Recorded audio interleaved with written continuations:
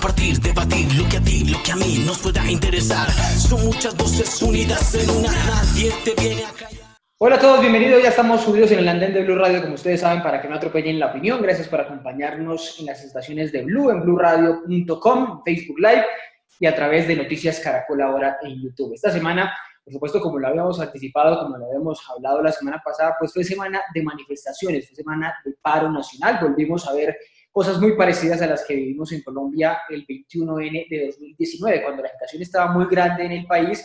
Agitación de la que se salvó, digamos, el gobierno del presidente Duque por la llegada de la pandemia. La pandemia aplazó todos estos reclamos sociales que estaban pendientes en el país y que vuelven a resurgir por cuenta de la presentación de la reforma tributaria. Pero la pregunta que nos queda ahora es, después de las movilizaciones de esta semana, detenidas también un poco por los toques de queda, por las cuarentenas estrictas que hay en las ciudades, aunque hay convocatorias para que vuelvan en mayo, pues, ¿qué viene para la movilización? ¿Qué viene para el paro? ¿Qué viene para lo de fondo, que es la reforma tributaria? Muchos de los colegas periodistas que cubrieron esta movilización decían, es que no es solo la tributaria, son muchos de los puntos con los que el país no está de acuerdo con el gobierno, no está de acuerdo con cómo están las cosas en el país, y pues eso es lo que está de fondo. ¿Qué va a pasar después de esta movilización?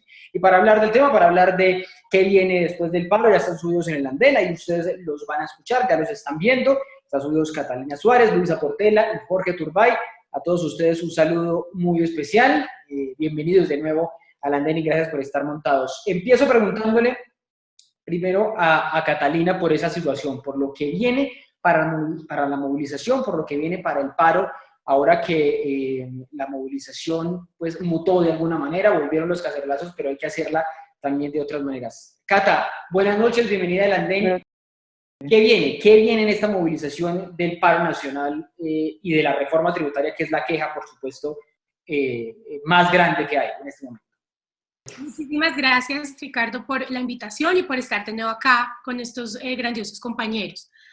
La verdad, yo creo que después de todo lo que vimos, personalmente yo quedo muy angustiada porque siento que el gobierno no está leyendo el sentir popular. El gobierno está siendo soberbio, tienen un ego muy alto los funcionarios y no están escuchando realmente el clamor del pueblo. La gente no salió únicamente porque hay una reforma, la gente no salió porque Gustavo Petro se lo dijera y la gente tampoco salió porque se esté sintiendo rebelde frente a un virus. La gente salió es porque está desahuciada. Y no en una UCI precisamente, desahuciada en su vida, con su familia, con hambre y con muchas problemáticas.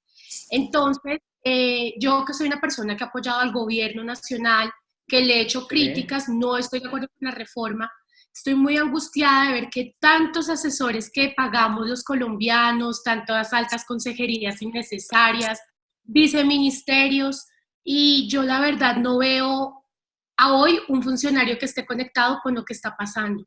Y eso me preocupa porque esto es una bomba de tiempo y ese descontento puede terminar en algo realmente grave socialmente, en una crisis mucho más amplia y en una dificultad para ver la esperanza hacia unas elecciones que vienen. A hoy no veo un liderazgo fuerte. Claro, pero con esto, como están hoy las cosas, ¿qué viene? ¿Vienen más movilizaciones? Particularmente, Cata, ¿viene lo mismo que vimos en el paro del 19?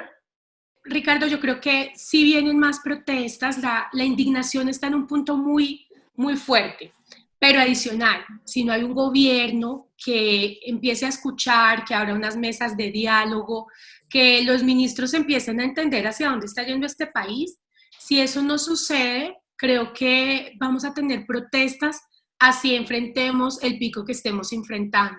La gente ahorita necesita son respuestas y ser escuchada.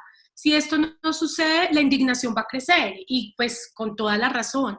Pero no solo la indignación, es que no hay oportunidades. La gente no le están llegando subsidios. La gente, por ejemplo, en Bogotá, que es un tema donde le estoy haciendo seguimiento, dejaron por fuera 300.000 familias vulnerables de recibir ahorita la renta básica y tantas cosas. Entonces, cuando esto se empieza a dar y los gobernantes no entienden y creen que todos estamos en la misma situación en una pandemia y que todos tienen la nevera llena, pues estamos mal, porque la realidad de este país para nada está lejos de ser esa. Y las personas que habían avanzado tanto en esta crisis económica se están retrocediendo 10 años. Entonces hay un problema social muy fuerte que donde no se escuche lo que le vienen al gobierno para su final y su cierre, son protestas, gente en la calle, una crisis sanitaria absoluta y cero respuestas. Jorge, porque hasta Catalina, que la acabamos de escuchar, que dice que era amiga del gobierno, que le gustaban algunas cosas del gobierno, que lo ha respaldado en algunas cosas, hasta se opone a la reforma, hasta entiende algunas de las cosas del paro? ¿Estamos viendo esto por lo mala que es la reforma, según muchos, o porque estamos a punto de ver elecciones, porque el paro es muy fuerte? ¿Para dónde va esa movilización que volvió, que como les decía al inicio, ha vuelto a vivirse en Colombia? Bueno, lo de Catalina es el íntimo fuero de Catalina. Lejos estaría yo en decir por qué ella piensa así. Sin embargo, lo que sí creo que viene, primero que todo, es el fin del uribismo como fuerza política hegemónica en Colombia. Esa es una realidad. ¿Por qué va a pasar eso? Pues porque, digamos, porque se les acabó el caballito de Troya, de la guerra, y porque de todas maneras todos los problemas sociales que aquejan al país van a empezar a cobrar factura. Y pues porque el gobierno no ha hecho lo que tiene que hacer para que la gente salga de la situación tan precaria en la que está. Digamos, las marchas no son gratis, o sea, no es que la gente le fascine hacer un paro, pues, no usar Transmilenio, que haya caos, digamos, eso a la gente no le gusta, pero a veces es la única forma que tienen para expresar descontentos, y no solo descontentos, situaciones que el Estado colombiano y las fuerzas que han gobernado el Estado colombiano no han sido capaces de resolver. Entonces lo que viene es, evidentemente, el fin del uribismo y seguramente que emerjan fuerzas diferentes democráticas que tienen que empezar a dar soluciones reales a los problemas de la gente. Por ejemplo... Jorge, ¿sabe una cosa antes de que siga y me detengo? ¿Sabe quién escribió del fin del uribismo en el 2015? ¿Quién? ¿Quién le habla? Pero es que, bueno, pero llevamos 6 años, pero es que el fin, pero es que los procesos... Espere, le digo, 2015, cuando perdieron, les fue muy mal en las elecciones regionales de 2015, no ganaron en ningún lado, el Centro Democrático, bueno, el uribismo en ese momento como tal, y después llegó 2016, se reencaucharon con el plebiscito, ganaron el plebiscito y después ganaron las elecciones en el 2018, entonces uno pensar que a hoy está muerto el uribismo sin ir a las elecciones en el próximo año también es muy pensar con el deseo, ¿no cree? Eso es verdad, digamos, lo que pasa es que los procesos sociales no son rápidos. Qué objetividad la de Ricardo. Los procesos sociales son cada vez más lentos, digamos, no es un... por un ejemplo, eso decía Salvador Allende, no se detienen los procesos sociales, viene una dictadura y a pesar de la dictadura el proceso social chileno, digamos, tuvo su desarrollo a lo que hemos visto estos últimos años. El uribismo no es Álvaro Uribe Vélez, hay que ser claros con eso, el uribismo es la derecha en Colombia, digamos. Lo que se denomina, lo que nosotros denominamos la oligarquía, que puede ser un término trasnochado para algunos, pero que, vamos, es un término que existe. Y, o sea, uno no puede achacarle a Álvaro Uribe Vélez la culpa de lo que ha pasado. La culpa de lo que ha pasado es de las élites colombianas. Lo que pasa es que Álvaro Uribe es su mejor representante. Entonces, lo que estamos viendo es, digamos, la situación del acabar la guerra permitió que todo lo que la guerra ocultaba empezara a emerger. Y eso no es algo tan rápido, eso es algo que siempre se demora, porque los procesos sociales, las sociedades humanas son acumulativas, no es algo que yo mañana me desperté y cambié esto, ¿no? Esos tienen que ir madurando, y el proceso social colombiano ha venido madurando, el movimiento social, y el movimiento social colombiano no es la izquierda. Jorge, pero si se cambia... El conjunto de la sociedad. ¿Es que viene? Pues evidentemente, si el gobierno no se echa para atrás en esta coyuntura, lo que se viene es una agudización de la contradicción, y esa agudización de la contradicción va a llevar a un paro mucho más fuerte. Y ese paro fuerte sí se puede lograr como está ocurriendo ahora, con esa mezcla tan difícil que siempre vemos de movilizaciones pacíficas, artísticas, creativas, y lo de siempre, los destrozos, los daños en las ciudades, que los grafitis, que todo eso que siempre... Si usted me lo pregunta a mí, un paro es la posibilidad de inmovilidad del capital. O sea, la única forma que yo hago que el... Lo que decía Petro, no tomar ni gaseosas. Es que la única forma que yo tengo para que el poder me escuche es que el poder pierda. Si el poder no pierde, pues si yo salgo... A ver, yo no estoy diciendo que la gente tenga que salir a romper las cosas, pero por ejemplo usted sí puede parar las calles, parar que no pase Transmilenio, que no haya camiones. Todo eso sí es la realidad digamos, es el equilibrio de cómo las fuerzas se miden en un paro. ¿El gobierno cuál es su función? No el gobierno, digamos, las fuerzas dominantes, pues su función es utilizar la prensa para hablar de vándalos, entonces van a hablar de vándalos todo el tiempo, o sea, van a el tiempo, el espectador, perdón, toda la gran prensa, digamos, no estoy hablando de los periodistas, pues evidentemente la orden editorial puede ser muestren los destrozos. La función de la gente que está en el paro es evitar que el capital se mueva, es decir, una pérdida real de dinero, de cosas tangibles e intangibles que hagan que el gobierno se tenga que sentar a dialogar y diga, porque es que si no hay esa medida de presión es muy complicado. Yo sé que eso genera traumatismos, pero es que es la única forma. Y es la única forma que ha encontrado la humanidad en la historia. Entonces, digamos que lo que va a pasar es que se va a agudizar. ¿Y qué va a pasar si se agudiza? Pues es que eso es incontrolable, ¿no? Uno quisiera que fueran solo los paros, pero si hay represión en algunos casos o eso, pues eso va a terminar en una cuestión mucho más compleja. Claro, ¿Qué porque debería ser? un bloqueo termina con intervención del ESMAD. Claro. Es Y la evidente. gente, y si yo bloqueo y el ESMAD me deja, pues yo le respondo. Digamos, eso no es vandalismo. Ni rayar paredes es vandalismo. Para mí vandalismo es otra cosa. Escucho, Luisa, sobre esto. ¿Qué viene ahora después de este primer arrancón del paro con la reforma tributaria todavía viva, que el Bueno, presidente dice que no sale? Ricardo, Catalina, Jorge, bueno, qué chévere verlos hoy. Yo creo que lo que decía un poco Catalina es que esta marcha es totalmente heterogénea. Ya habíamos tenido alguna vez un programa acá en Blue Radio en el que hablábamos de las marchas de 2019, que se veía un poco más homogénea, que uno veía más o menos hacia dónde podía dirigirse, cuál era el clamor, cuál era como sus peticiones. Entonces vemos que esta marcha es distinta y sobre todo también porque es que estamos en una marcha que es un poco post pandemia, aunque obviamente no se ha acabado, pero entonces, ¿qué tenemos? Tenemos comerciantes fracasados por culpa de los cierres por la pandemia, tenemos personas que claramente no han podido salir a trabajar si no sea en su comercio de la manera informal como lo estaban acostumbrados a hacerlo, pues ya no pueden hacerlo porque de alguna manera tienen una cohibición para salir a las calles y poder vender. Entonces, en ese sentido se suman esas personas que ya no tienen un sustento, entonces salen y marchan.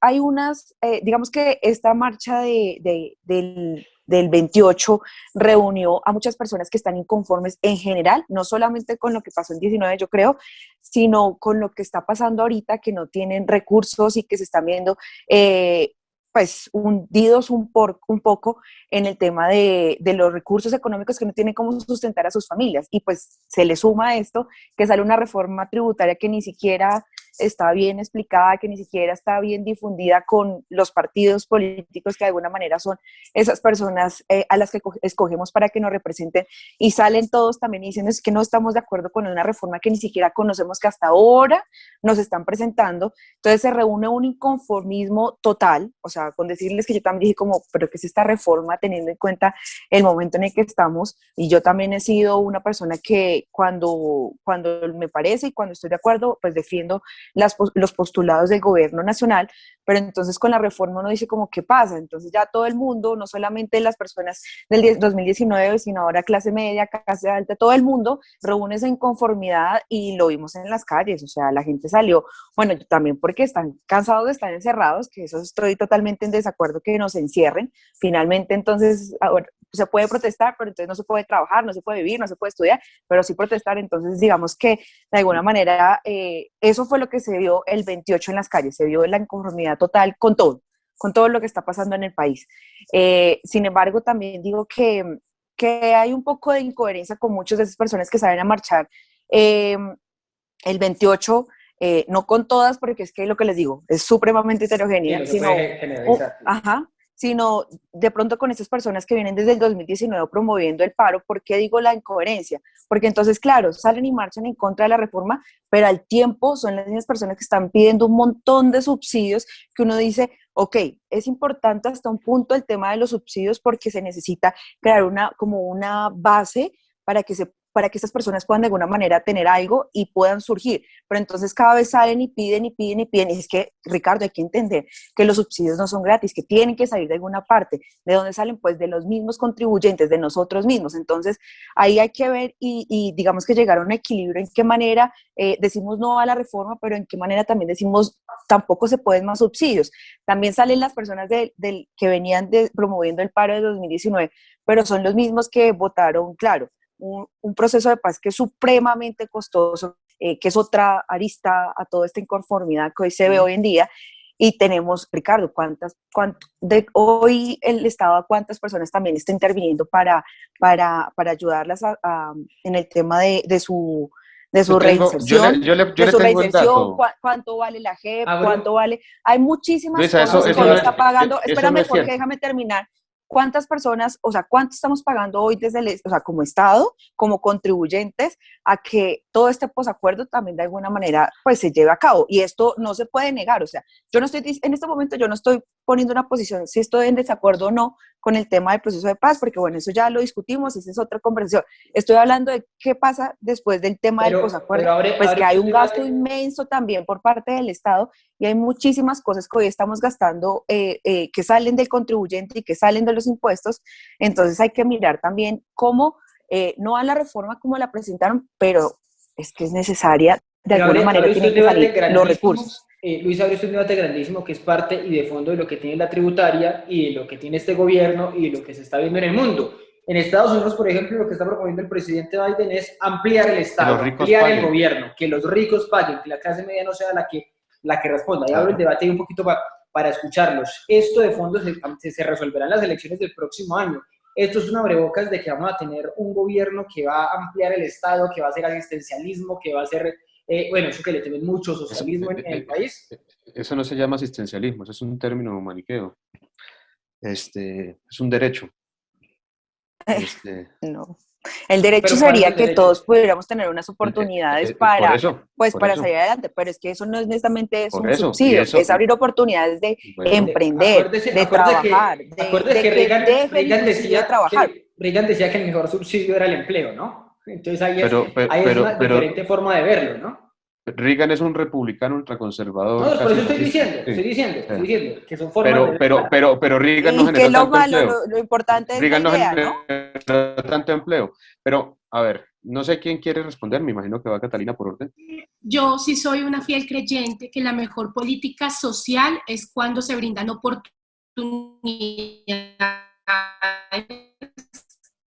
a las personas. Y oportunidades de edad para todos independientemente, que el comerciante pueda abrir, que el empresario pueda generar empleo, que el empleado no le quieran quitar todo y que a una clase media que está intentando salir adelante no la retrocedan hacia la pobreza y hacia un barco mucho más vulnerable. Partiendo de esto, digamos que realmente yo creo que van a venir gobiernos, claro, distintos, es decir, acabamos de salir de una pandemia, las necesidades del país son otras que lo que se vio en una campaña pasada.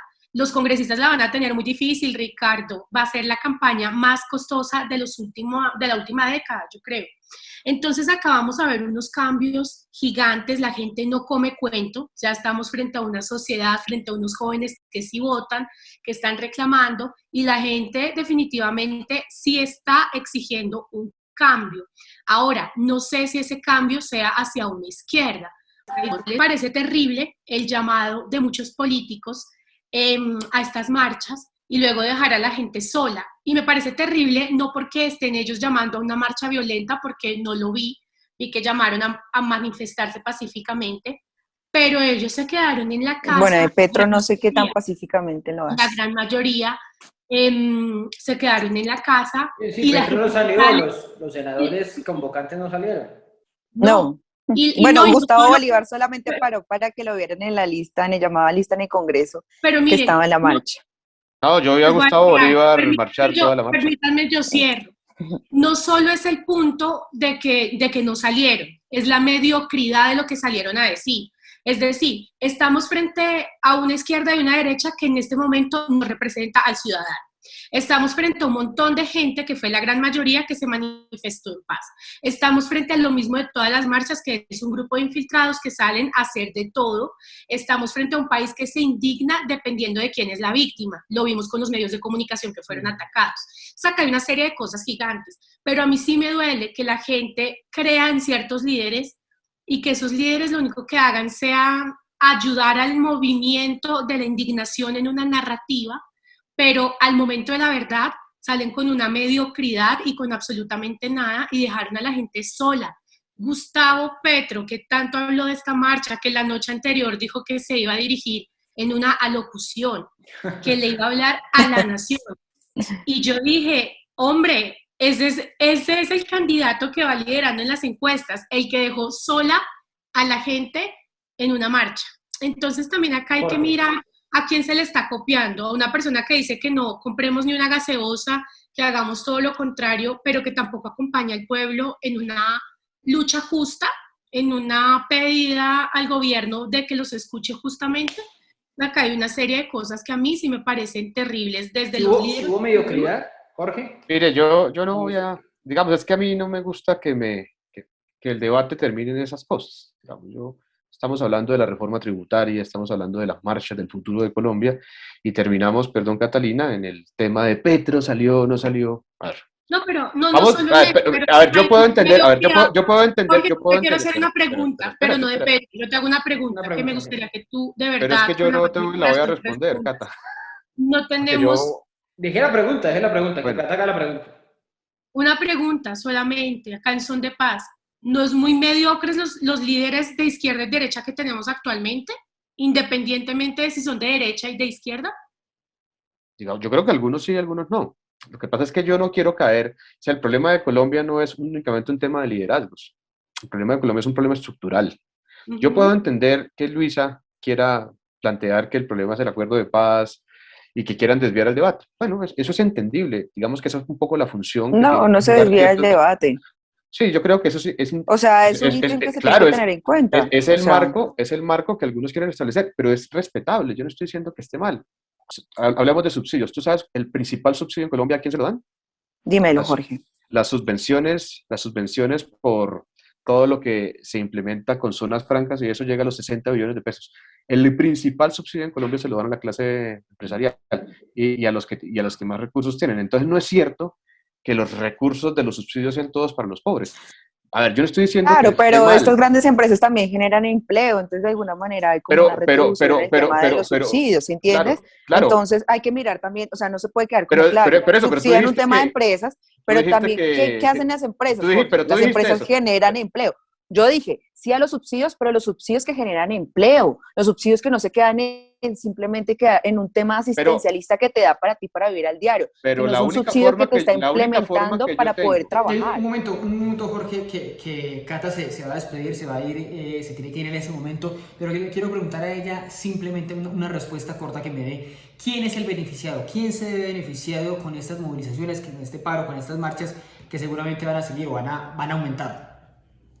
No hablo de ganadores todavía, hay muchos perdedores con lo que está sucediendo y como siempre, pues es la clase trabajadora, es la gente, el colombiano de a pie, el colombiano que de verdad está en un momento caótico y ya no saben qué hacer para que los escuchen y para que de pronto todos en una medida rompamos un poquito la burbujita y salgamos a darnos cuenta lo que está pasando en este país. Entonces acá ganadores pues muy pocos. Petro no va a ser presidente, no creo. Bueno. Entonces esto tampoco es uno para decir que a él le va a ayudar mucho lo que está sucediendo. Bueno, Cata, muchas gracias. Sigo escuchando a Jorge. Cata, un abrazo. Gracias por acompañarnos. Jorge, lo escucho. Bueno, yo creo que es injusto con Colombia dos cosas. Uno, pensar que acá es un tema de ganadores y perdedores con afán politiquero. El grueso de la población que sale a marchar no es objeto de manipulación, ni la gente que vota por Petro es manipulada tampoco. Es decir, no estoy diciendo que todos vayan a votar por Petro, lo que estoy diciendo es que acá hay un montón de gente, millones de personas que están inconformes y que están tratando de plantear un nuevo país y que ese nuevo país no merece que uno caiga en en que es que el ganador va a ser Petro o el perdedor va a ser Duque, o que ese es un juego de egos y de poder. Yo creo que el movimiento social colombiano es mucho más rico y mucho más poderoso que esas cosas que son, digamos, hasta bajas. No lo digo por la pregunta ni nada de eso, sino no podemos pensar eso. Y dos, para responder un poco lo de Luisa, perdón Ricardo, lo interrumpo tanto, pero para responder un poco tranquilo, que es parte de la Luisa, dinámica. yo no creo que nosotros debamos caer o sea, también me parece triste, digamos, o no estoy de acuerdo con que ante un estallido y ante un proceso tan rico desde el punto de vista social como está viviendo el país, nosotros tengamos que caer a señalar pues el vandalismo. No, digamos, yo puedo entender que eso lo haga el poder, porque la función del poder es evitar los poderosos que tienen miedo a que se les quite el poder, es evitar pues, que se lo quiten, entonces tienen que señalar lo malo del paro. Entonces, Pero como que Pues caer es que nosotros cómo en no ese señalarlo discurso. cuando vemos tantos Claro, pero es que, comerciantes pero que es lo que, saquean, pero tantas eso no pequeñas es, empresas que están pero tratando de salir adelante y que los dañan, que eso no los, es o cierto. sea, Pero perdóname, sí es pero yo cierto creo que también. pero yo creo que tú estás faltando a la verdad, con todo respeto te lo digo, no es cierto. Yo que salgo a No, marchar, Jorge. no vi ayer que se saqueara nada. Sí, en Cali pasó algo. En Medellín Pero también. también es verdad que muchas de las manifestaciones, y hay que tenerlo, o sea, yo no quiero caer en ese marco porque creo que lo que es importante es cambiar a Colombia. Entonces, eso es caer en el discurso para mí del poder. Pero ya que tú me No, y tocas, por ya que eso tú les estás dije, defendiendo, estoy de pero se pero acuerdo ya que con tú estás muchas defendiendo cosas el poder, de pero la ya que tú marcha. estás defendiendo el poder, entonces te salgo a decir, las marchas son, las formas, que la violencia que se da en las marchas son diferentes. Hay unas formas de violencia que son provocadas por la policía.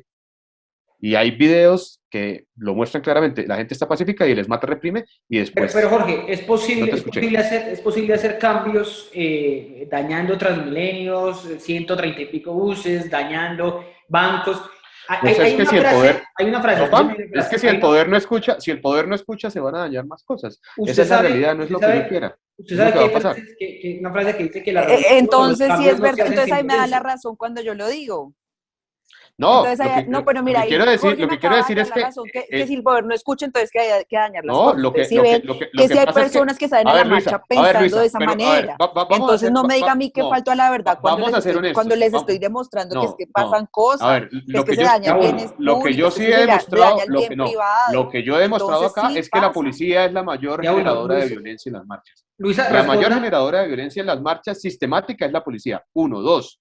Evidentemente, si el pueblo sale a marchar y el gobierno no quiere y el gobierno reprime, ¿usted qué quiere que pase?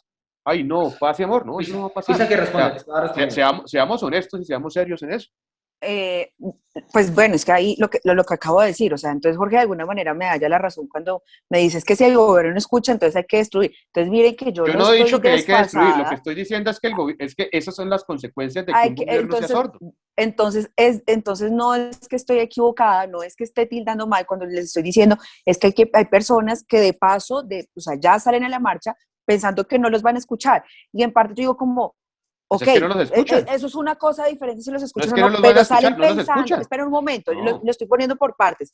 Entonces, eso es una cosa diferente y ya lo tomamos. Entonces salen de alguna manera ya pensando eso en la marcha y por qué. Entonces ahí se presentan los desmanes, se presenta todo el daño a lo público que finalmente terminamos pagando con los mismos impuestos que después nos lo terminan Bueno, cobrando a todos con cosas como la reforma tributaria 60 y que billones se también roban terminan, y ahora por también 100.000 dañando millones se van a y poner que a llorar. terminan también dañando a los mismos comerciantes. O sea, no, Jorge, esa no es la justificación. Claro, también está mal que se roben los 60 billones, que sean corruptos, que no puedan Luisa, pero reducir ahí, el Estado con todo el Bueno, es tema que de las las marchas, consejerías presidenciales. es que las Pero marchas son también contra esos está mal corruptos que no destruir los escuchan. Las Transmilenios, marchas, también no. está mal No. destruir Es que ese es el discurso de la el derecha. bien de la ciudad. Ese es el discurso Claro que del también poder. está A mal. ver, el No, discurso del poder es el no. siguiente. Ese El discurso, poder, créeme sí, que ese es la el persona discurso que de los no, poderosos yo que han estaba hablando de gobernado toda la primera. vida, que están Ese asustados es el porque les van a discurso de quitar la el poder. persona que va a Les van pie, a que quitar el dice que poder. no pueden Entonces van a utilizar decir el que todo es Transmilenio vandalismo. porque lo ya dañaron. uno, ya ¿Quiénes uno. utilizan el Transmilenio, Jorge? Las personas que trabajan todos los días que se tienen que transportar y al otro día ven un Transmilenio Pues la totalmente dañado que ni gente, siquiera se pueden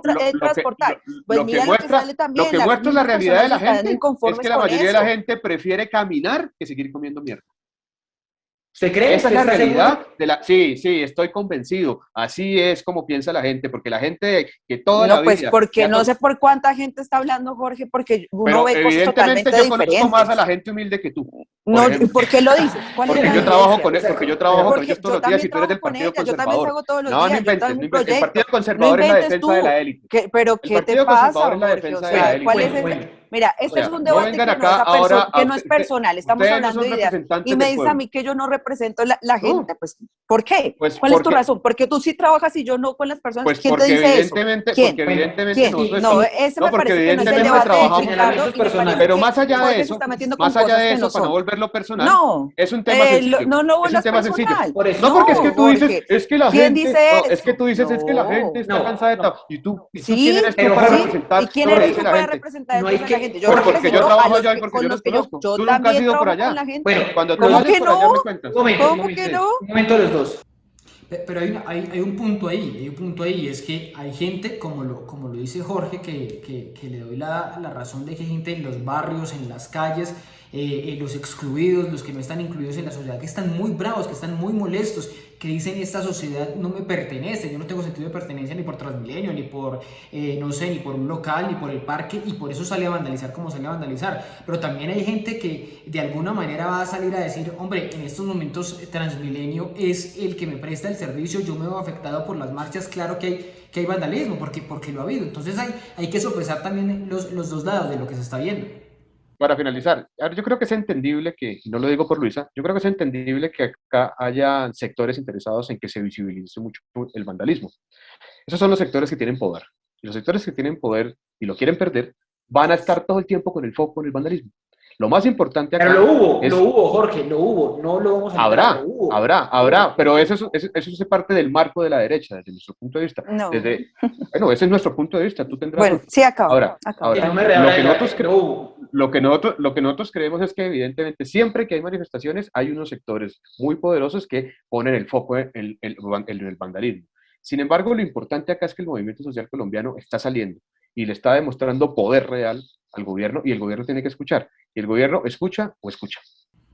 Sí, usted dice lo de los noticieros, Jorge, y seguramente hay de todo. Hay un noticiero de televisión que solo mostró un lado, que mostró claramente el vandalismo, como hay otro noticiero de televisión que mostró las dos caras de la moneda, mostró lo que estaba pasando con las expresiones artísticas, pacíficas, culturales, y también mostró el vandalismo, porque vandalismo por supuesto que hay, y por supuesto que hay activismo, hay medios de comunicación incluso que son activistas, medios de comunicación que muestran simplemente que todo fue paz y amor en la marcha cuando realmente no fue así. No fue solo paz y amor, pues. Es eso, o sea, uno no puede desconocer ninguna de las dos partes y creo que en el resumen de esta discusión, y ojalá los oyentes también nos den la razón con sus comentarios cuando salgamos al aire, es que siempre hay dos caras. Y sí, también se va a mostrar el vandalismo porque es que las cosas no son perfectas y es lo que estamos viendo, que hay un sector que se enfrasca en esto y porque son personas que también piensan de esta manera las que salen a marchar y les parece que está bien el tema de los desmanes para hacerse escuchar más. Entonces, hay dos partes y lo reconozco y creo que en mis redes también está perfectamente dicho, Bueno, pero no se puede desconocer y esperemos y ojalá que el gobierno también recapacite con el tema de la reforma tributaria y que todos podamos ser un poco beneficiados de esto que nos aturde en este momento. Bueno, pues a Jorge y a Luisa, muchas gracias por acompañarnos en estos minutos de la Bueno, Cata también los minutos que estuvo acompañándonos en esta noche. No se muevan en estos minutos del andén que ya seguimos para hablar, para escuchar al gobierno justamente que va a salir aquí en el andén a defender cuáles son los beneficios, cuáles son los puntos a favor que según el gobierno tiene la reforma tributaria para los jóvenes. Ya seguimos aquí en el andén de Blue Radio para que no atropellen la opinión. Si ustedes los jóvenes no asumen la dirección de su propio país, nadie va a venir a salvárselo, nadie. Súbete al andén que no atropellen tu opinión.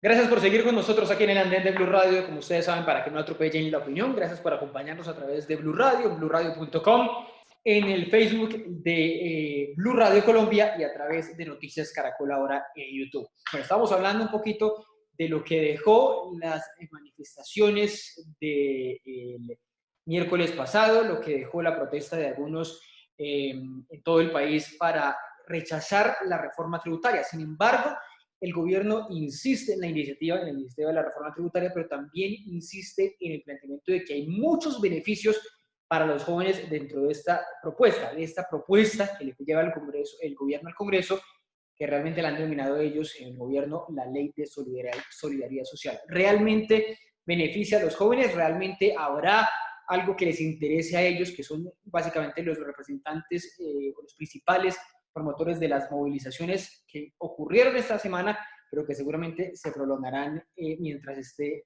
en curso la reforma? Para eso vamos a hablar esta noche en el andén de Blue Radio con el consejero presidencial para la juventud, que es Juan Sebastián Arango. Juan Sebastián, bienvenido al andén, gracias por estar con nosotros. Hola Ricardo, ¿cómo estás? Un saludo para ti y para todas las personas que nos ven aquí y nos escuchan en el andén de Blue Radio. Bueno, ya le pregunto por las movilizaciones, por eso que estamos viviendo, pero ¿por qué la Ley de Solidaridad Social o reforma tributaria, como le llamamos muchos, beneficia a los jóvenes? ¿Hay algo en particular en la que los jóvenes deben decir, oiga, ahí me va a cambiar en algo la vida, ahí me va a pasar algo, me va a interesar en algo esta ley? Mire, Ricardo, precisamente los jóvenes son, digamos, el centro de muchas de las acciones de la reforma, de muchos de los beneficios que trae. Nosotros hemos visto a los jóvenes pedirnos educación gratuita por muchísimo tiempo, no solo durante este gobierno, durante muchísimo tiempo. Y por eso nosotros hemos incluido que los estratos 1, 2 y 3 tengan acceso gratuito a la educación. Pero adicionalmente incluimos que el programa Generación X, que es el programa de becas que tiene el gobierno, se vuelva ya no una política de gobierno, sino una política de Estado. Y les doy algunos números. Cuando llegamos al gobierno, el 8% de los jóvenes estaban becados a través de Serpilo Pago. Con Generación hemos llevado ese número al 30% de los jóvenes que están en la matrícula, 175.000 jóvenes. Y finalizando el gobierno llegaremos al 50% de los jóvenes estudiando con una beca y con un estipendio económico para poder solventar sus gastos. Eso es una verdadera revolución social en términos. Entonces, aquí estamos abiertos a escucharnos. Y segundo tema que los jóvenes siempre nos tocan, el tema de empleabilidad, cómo pueden acceder rápidamente a trabajos, sobre todo a su primer trabajo, que es donde más barreras les ponen. Y por eso hemos propuesto que le paguemos la seguridad social a los jóvenes en Colombia cuando un empresario les dé un trabajo por primera vez. Eso nos permitiría que ellos bajen los estándares para poder contratar más rápido a jóvenes y luchar contra el desempleo juvenil. Tercer tema, que es supremamente importante, ingresos solidarios. Ingresos solidarios es un programa que se ha creado para toda la población. Yo quiero contarle que el 77% de los jóvenes, de las personas que se han visto beneficiadas con ingreso solidario, son menores de 28 años, 2.4 millones de jóvenes. Y también estamos pidiendo ampliar el PAEF. Y el PAEF también en general ha permitido que mantengamos 3.9 millones de trabajos. Pero de esos 3.9 millones de trabajos, 1 millón de empleos han sido de los jóvenes. Bueno, es que ahí está realmente el secreto de toda esta discusión, cómo financiar, cómo pagar todos esos beneficios que traería eventualmente la ley, el proyecto de reforma que presentó el gobierno al Congreso de la República. Pero teniendo en cuenta eso, voy a detenerme en cada uno de esos puntos que usted ha planteado. ¿Es posible darle educación gratuita, educación superior gratuita al estrato 1, 2 y 3? ¿Es para todos? Todo el que quiera acceder a una universidad lo pueden hacer, porque las universidades hoy de lo que se quejan, y los estudiantes mismos de las universidades, hablo de las universidades como instituciones, los rectores, pero los estudiantes mismos se quejan, mire, hay cupos muy limitados, la infraestructura es pésima, las condiciones en las clases no son buenas, hay unas universidades muy buenas, por supuesto, pero hay unas universidades que no lo son tanto. ¿Hay cómo adecuar, esto también implicaría una reforma educativa gigante, y cómo adecuar esa idea a la realidad? Bueno, primero, no necesariamente una reforma en la educación. Yo creo que esa es una conversación que hay que dar con todos los actores. Pero vamos al tema de recursos.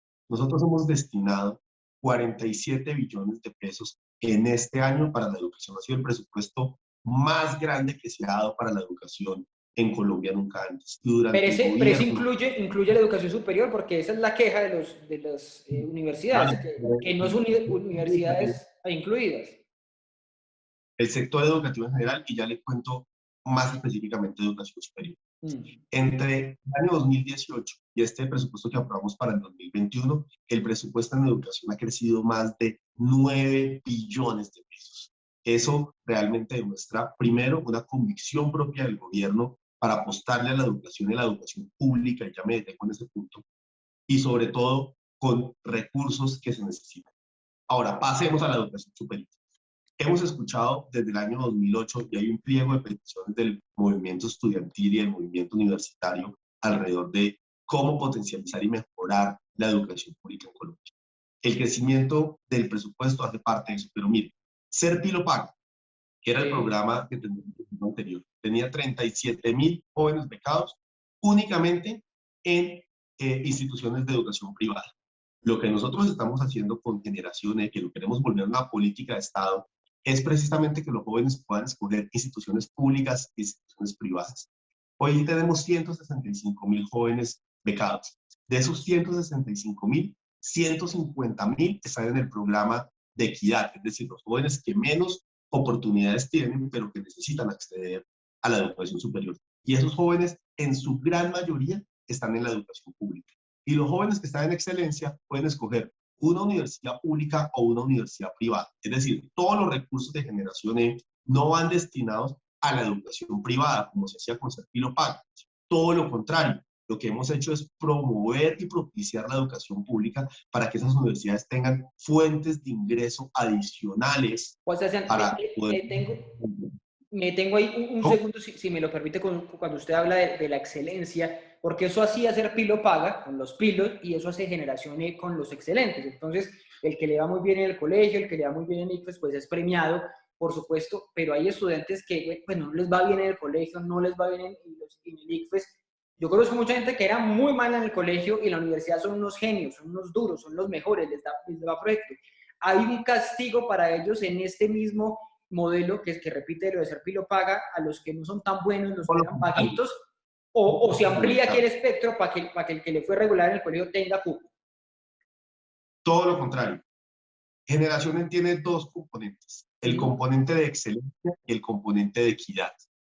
En el componente de equidad, hoy tenemos alrededor de 150.000 jóvenes becados con adicionalmente un estipendio a través del DPS.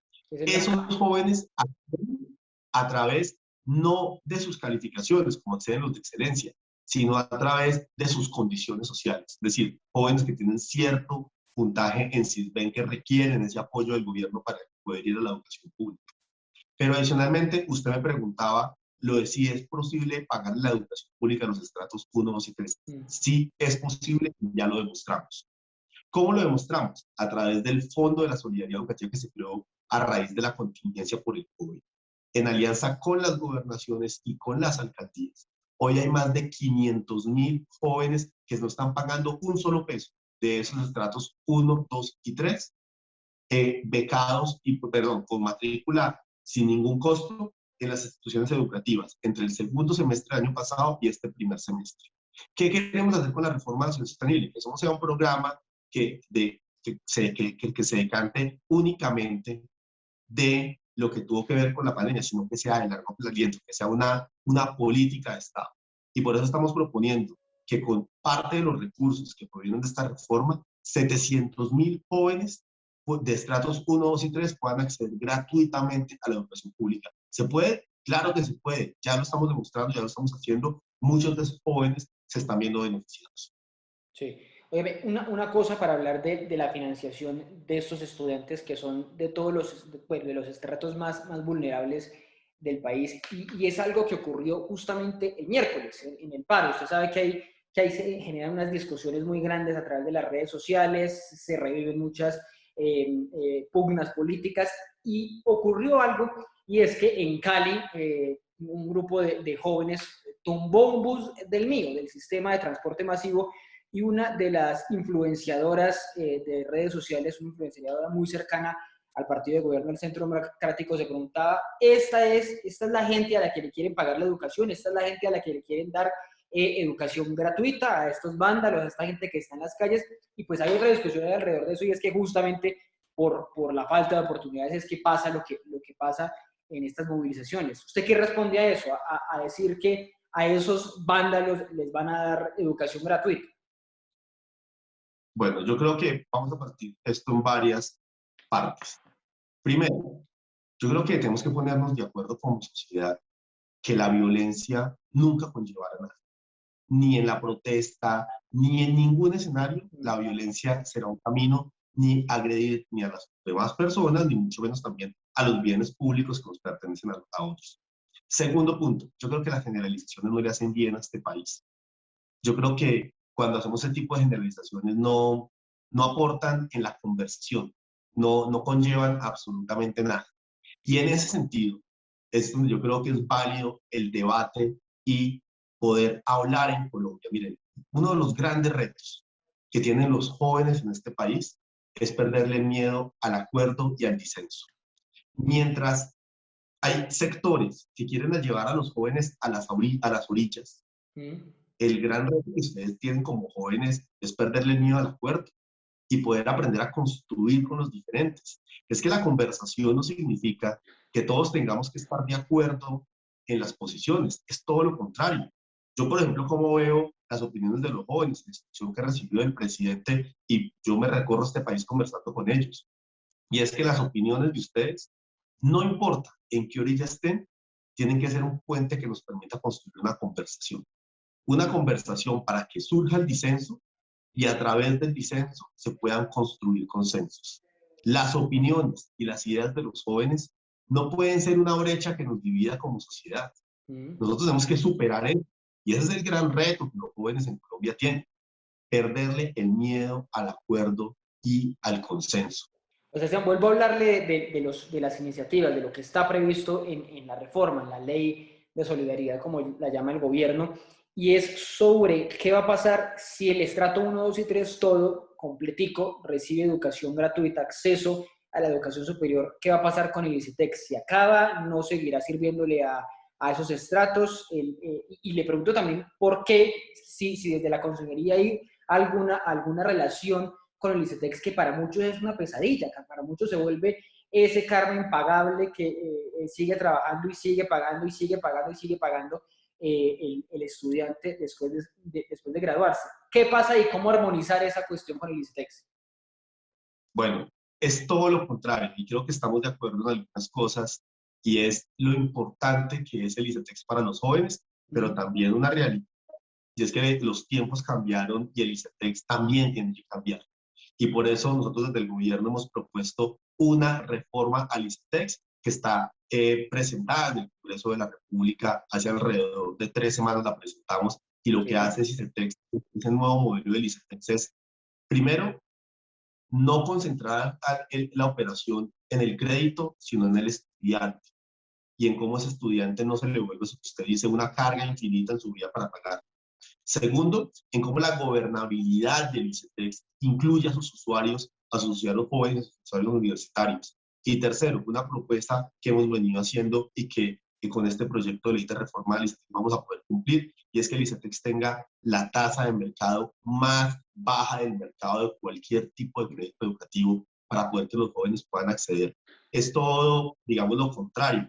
El hecho de que haya educación gratuita para algunos no significa que el ICETEX tenga que dejar de existir, todo lo contrario. Muchos jóvenes de otros estratos como 4, 5, incluso algunos del estrato 6, requieren ir al ICETEX para poder movilizar sus estudios. Y habrá jóvenes que querrán estudiar en universidades privadas de mejor calidad, de mejor nivel, en fin, en otro tipo de entidades, y también requerirán el ICETEX. Esto es una complementariedad de la política. Y la complementariedad de esa política incluye también una reforma al ICETEX que hemos presentado ante el Congreso de la República y que está avanzando en los debates, que por demás fue uno de los compromisos de la conversación nacional en el año 2019 y que se avanzó muy rápido en la construcción colectiva de esa reforma con todos los interesados y adicionalmente con los propios estudiantes para ser presentada ante el Congreso de la República. Sebastián, ¿ustedes cómo identifican el fenómeno de los nini? Porque aquí hemos hablado, estábamos hablando un poco de educación, ya le voy a preguntar por algo de trabajo, pero en la mitad está ese fenómeno de los que ni estudian ni trabajan, jóvenes nini, pero que además muchos no lo quieren hacer, ni siquiera es porque no tengan las oportunidades, que digamos en la mayoría de los casos, pero algunos ni quieren estudiar, ni quieren trabajar, ese fenómeno que es tan grande que algunos dicen que son 500.000, 700.000, que han crecido con la pandemia. ¿Ustedes cómo lo tienen identificado en la Consejería de Juventud y qué hacer con ellos? Bueno, los ninis son un problema generalizado en Latinoamérica. A mí ese término no me gusta mucho, pero es un término que se usa en el común. Sí. Y dos cosas importantes que usted me ha planteado. Primero, ¿qué hacer para los ninis? Lo primero es dos cosas fundamentales. Necesitamos promover el emprendimiento y la empleabilidad para ellos, que ya me dijiste que vamos a hablar un poco más adelante, y promover la educación. Pero tocabas un tema que es fundamental, y es, ellos sí quieren hacer algo, nosotros estamos seguros que sí, sino que no se trata de imponerles ellos qué quieren hacer, sino construir con ellos cuáles son sus pasiones, cuáles son sus habilidades, cuáles son sus talentos para poder desarrollar su proyecto de vida. Y por eso creamos la estrategia Sacúdete, que está dirigido a esos jóvenes que están en mayor vulnerabilidad, que de pronto no van a poder acceder a la educación superior o que no es su interés acceder a la educación superior, pero que tienen una habilidad y un talento y que necesitan meterse en las habilidades de la cuarta revolución industrial para convertir esa habilidad o talento en las tres S: emprendimiento, empleabilidad y educación. Ahí vamos a beneficiar alrededor de toda Colombia 400.000 jóvenes una vez terminemos el gobierno, y dejaremos instalados más de 200 centros Sacúdete en todo el territorio nacional, para que aquellos jóvenes que están ahí, que no consiguen empleo, pero no quieren ingresar, pero quieren coger lo que a ellos les gusta y volverlo una habilidad productiva, puedan ingresar al sistema de Sacúdete a través del Instituto Colombiano de Bienestar Familiar, que es el operador principal del modelo. Sebastián, le quiero hacer solo una pregunta sobre el tema de empleo. Y usted mencionaba una palabra que hemos escuchado mucho, el tema del primer empleo. Y digo que lo hemos escuchado mucho porque uno, cubriendo noticias, cada tanto escucha algo similar: incentivos para quienes contraten, en el plan de desarrollo había algo, ustedes lo vuelven a plantear ahora. En el gobierno del expresidente Santos, me acuerdo, el ministro de Trabajo, Rafael Pardo, lanzó una ley de primer empleo. El Partido Liberal antes había hablado de esa ley de primer empleo, pero sigue el drama. O sea, esa idea de que le van a dar beneficios a las empresas para que contraten personas jóvenes fracasa siempre. ¿Por qué nunca ese tema del primer empleo termina funcionando para encontrar, valga la redundancia, ese primer empleo? Bueno, vamos a mirar el problema de una manera integral. Y es, ¿qué pasa cuando un joven o sale de su colegio con una dualidad titulada, o sale de su bachillerato, o ingresa a la universidad y sale de la universidad? Hay una realidad que es de apuño, que es una realidad que por demás nosotros hemos venido trabajando. Y es, les piden demasiada experiencia para comenzar su vida profesional. Eso es un problema. ¿Y qué hemos hecho para eso? Hemos hecho varias cosas. Como tú bien lo dices, el país ha tomado decisiones anteriormente, y en el gobierno dimos una exención tributaria del 120% para el primer empleo. Adicionalmente, sacamos un decreto en el cual el 10% de las plantas nuevas dentro del Estado tienen que ser destinadas para los jóvenes. Hemos vinculado más de 24.000 jóvenes al servicio público. Con el Congreso de la República sacamos una ley para que las pasantías, las prácticas, la participación en grupos de investigación tenga que ser tenido en cuenta obligatoriamente como experiencia profesional.